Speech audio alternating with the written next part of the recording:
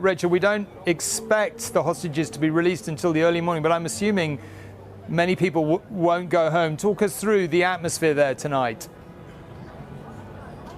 Yes, that's right. I've spoken to a few people who have said they will stay here all night as long as it takes. They want to be here to mark the moment, to see it unfold on the big screens around here, because over the past 2 years, this is the sacred space that they have come and have been united in terror at times, in desperate anxiety, in anger, but also in hope.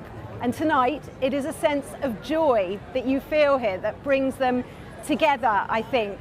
And so people are here really late into the night. There are children who, just to the side of me, have painted messages of welcome and homecoming. And it's really difficult, Tom, to try and sum up for you the emotion, because of course there is the shadow of grief for all the hostages who didn't make it back alive. But it is part of Israel's DNA that every man, woman and child, not one of them, be left behind. And I think the people I've spoken to here, they never dared to believe that all of their living hostages would come back. And that is what they are anticipating here tonight. It makes it an enormously emotional moment, because I think this is a chance to stop counting the days. If you look on the clock behind me, you will see it ticking up.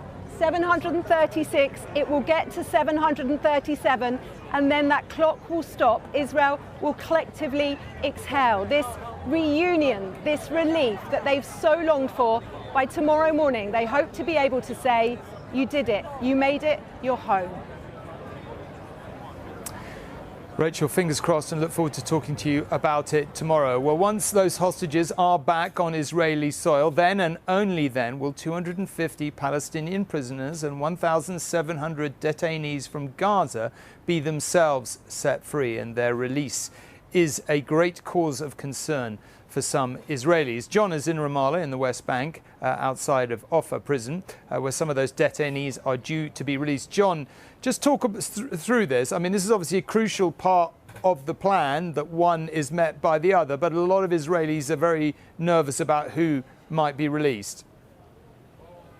That's right, Tom. In theory, this opening choreography of the ceasefire deal should be the easy bit of the plan if it's ever going to become a proper lasting peace. But in fact, it is fraught with difficulty, with mistrust and jeopardy. Now, the Israelis yesterday bussed in the 90 or so prisoners who are due to be released from here tomorrow. But as you say, not one of them will see freedom until the Israelis are absolutely confident that their hostages are back in Israeli hands. And meanwhile, the Israelis are pushing back very hard on some of the big names that Hamas have demanded be released. Why? Because we're talking about people who are, in Palestinian eyes, are heroes of the resistance, but to Israelis are convicted killers. One in particular, Marwan Barghouti, who many see potentially as a leader of a Palestinian state, if ever that were to be the case.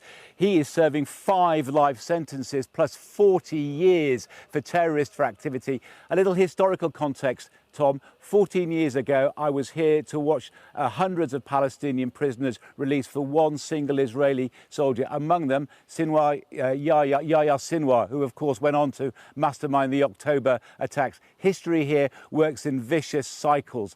The trick will be somehow to try to break that. Well, John, thank you very much indeed. And one man who would claim he's already beginning to break that is President Donald Trump, who is on his way to the Middle East right now to celebrate the signing of the peace deal, which, in all fairness, he did help broker. Dan is at the White House, where Mr. Trump headed off from in the last couple of hours. Dan, this feels like something of a victory lap for the president. What is he actually going to do here? And I think it's fair to say, is it not, that he can claim that he significantly brokered this deal?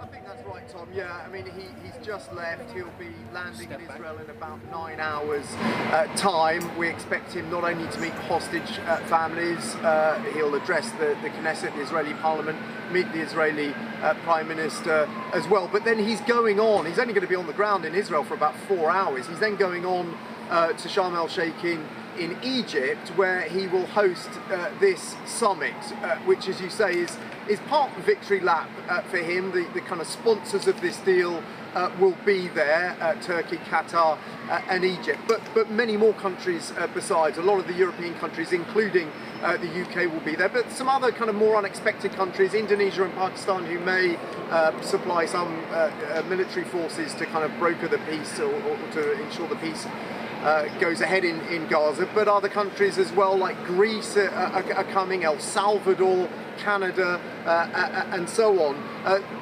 Ostensibly they'll be talking as well about phase 2 of this, and that is critical, which is really two parts: getting Hamas to surrender their weapons, but also how they are going to ensure the safe governance of Gaza going forward.